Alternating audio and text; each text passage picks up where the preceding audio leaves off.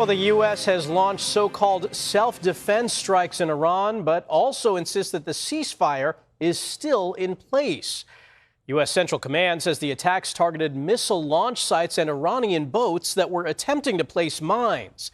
In a statement, a CENTCOM spokesperson says they continue to, quote, defend our forces while using restraint during the ongoing ceasefire.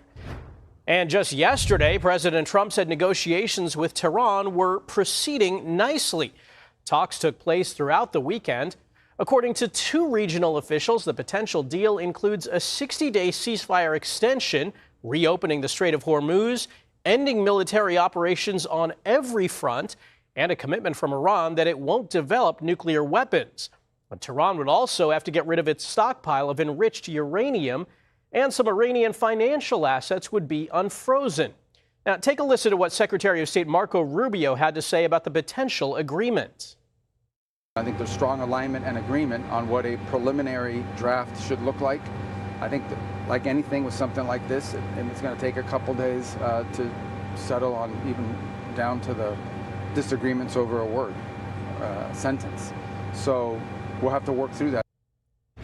And despite progress in these peace talks, Israeli Prime Minister Benjamin Netanyahu says Israel will intensify strikes against Hezbollah. Plumes of smoke were seen over southern Lebanon. The Israeli military says it's begun a wave of attacks. CBS News White House reporter Olivia Rinaldi is live in our D.C. bureau with more. Olivia, good morning. So what are you hearing from the White House about how close a deal might be, and what's the reaction from lawmakers? Well, good morning, Michael. The White House is saying that this could take a couple of days to get a deal to really emerge. Yesterday, we saw Iranian negotiators arrive in Qatar, and there has been concern from U.S. officials that the Iranians have been dragging their feet. Adding to that complication on these negotiations, it's been difficult to get a singular answer out of Iran because of the fractured environment after the U.S. and Israeli strikes took out the Ayatollah. We now know from our Jennifer Jacobs reporting, that intelligence suggests that it's taking several days to get a response from the new Ayatollah because he is in hiding and it requires a good amount of couriers to get to him. So that's why the White House is partially warning that's going to take a couple of days for something concrete to really emerge. But in addition to the strikes that you mentioned, there are lawmakers here at home who are expressing concern about the current parameters of the deal. President Trump has said that Iran will give over that nuclear dust, as he calls it. That's that enriched uranium that is really in gas form and that is hidden under some areas where there were strikes previously and would be difficult to get out.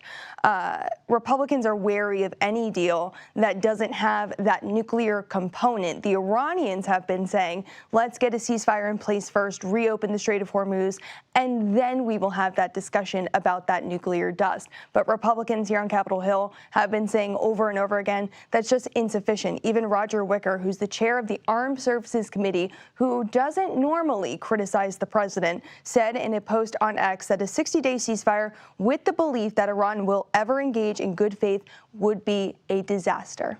Michael. All right, Olivia Rinaldi in Washington, thank you.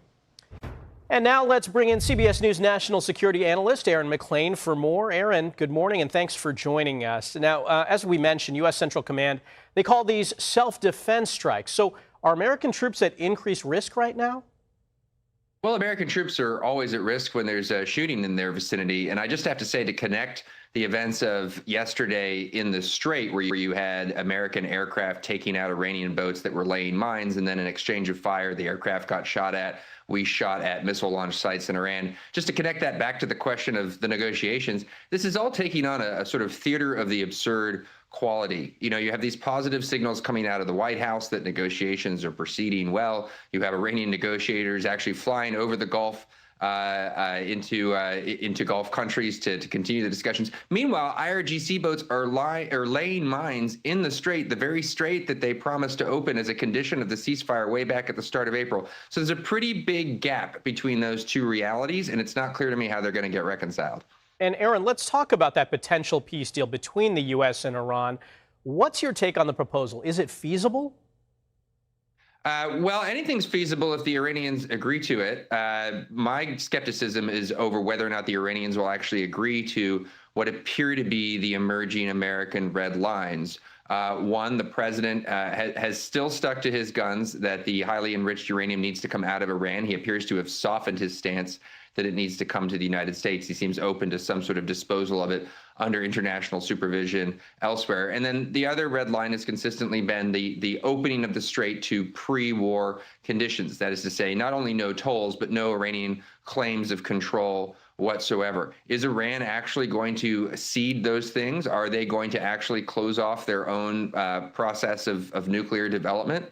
Highly unclear at the moment. And again, I think the fact that they're laying mines in the Strait of Hormuz as we speak gives you some indication of their level of seriousness here. Well, Aaron, there's another component to that potential deal. It includes an end to all fighting. That includes in Lebanon. But Israel is escalating its offensive there. Could that jeopardize this deal?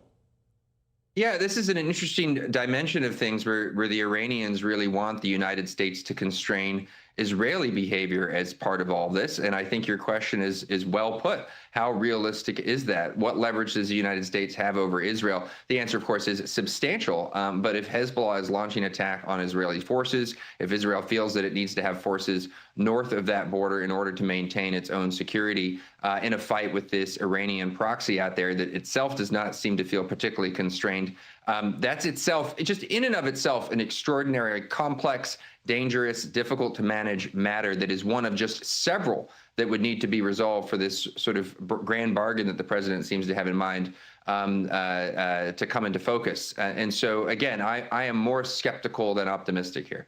And speaking of that, Aaron, we're hearing a lot of optimism from the White House about the possibility of a deal. What are we hearing from Iran? What do they say about how close we are to an actual deal?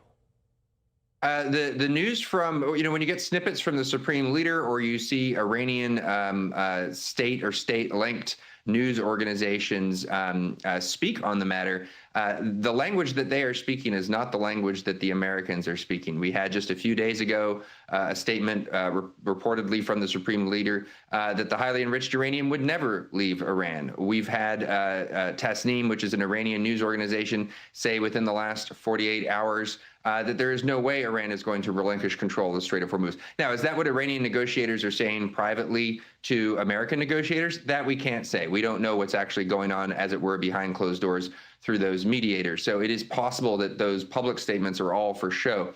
But again, it's also possible that they're not and that the two sides are quite far apart. All right, Aaron MacLean, thanks for joining us.